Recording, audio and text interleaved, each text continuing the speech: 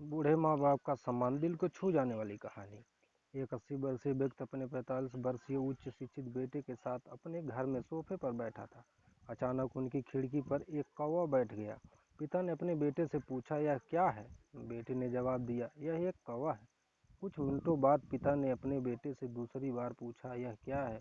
बेटे ने कहा, पिता, मैंने अभी आपको यह एक कौवा है कहा है। थोड़ी देर बाद बूढ़े पिता ने फिर से अपने बेटे से तीसरी बार पूछा, यह क्या है? इस समय बेटे स्वर में कुछ जलन महसूस हुई। तब उसने अपने पिता से झुंझलाते हुए बोला, यह एक कौवा है, एक कौवा। थोड़ी देर बाद पिता ने फिर से अपने बेटे से चौथी बार पूछा, यह क्या है? इस बार बेटा अपने पिता पर चिल्लाया, आप मुझे बार बार एक ही सवाल क्यों पूछते रहते हैं? हालांकि मैंने आपको कई बार बता चुका हूँ कि यह एक कौवा है, क्या आप इसे समझ नहीं पा रहे हैं? थोड़ी देर बाद पिता अपने कमरे में गए और एक पुरानी डायरी लेकर वापस आए, जिसे उन्होंने अपने बेटे के जन्म के बाद से बनाए रखा था।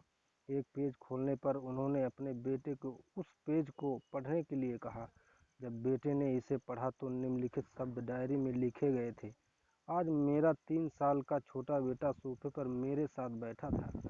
जब खिड़की पर एक कौवा बैठा था, मेरे बेटे ने मुझे 23 बार पूछा कि यह क्या है, और मैंने उसे 23 बार जवाब दिया कि यह एक कौवा था। मैंने उसे हर बार प्यार से गले लगाया और उसने मुझे 23 बार फिर से वही सवाल पूछा।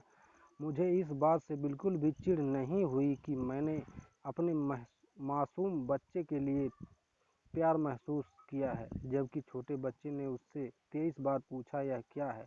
पिता को 23 बार पूरे सवाल का जवाब देने में कोई जलन महसूस नहीं हुई, और आज जब पिता ने अपने बेटे से सिर्फ 4 बार यही सवाल पूछा तो बेटे को चिढ़ और गुस्सा महसूस हुआ।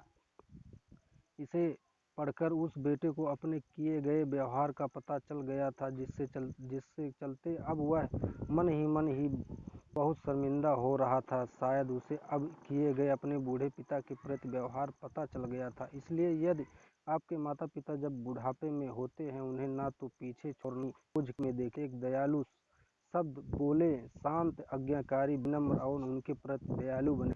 अपने माता पिता के प्रति विचारशील रहें। आज इस बात को कहें, मैं अपने माता पिता हमेशा खुश देखना चाहता हूँ।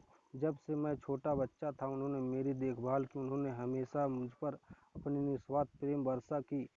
उन्होंने आज समाज में मुझे एक व्यक्ति के रूप में प्रस्तुत करने के लिए तूफान और गर्मी को देखे बिना सभी पहाड़ों और घाटियों को पार किया। भगवान से प्रार्थना करें मैं अपने बूढ़े माता पिता की सर्वोत्तम सेवा करूं। मैं अपने प्यारे माता पिता को सभी अच्छे और दयालु शब्द कहूं, चाहे वे कैसे भी व्यवहार करें।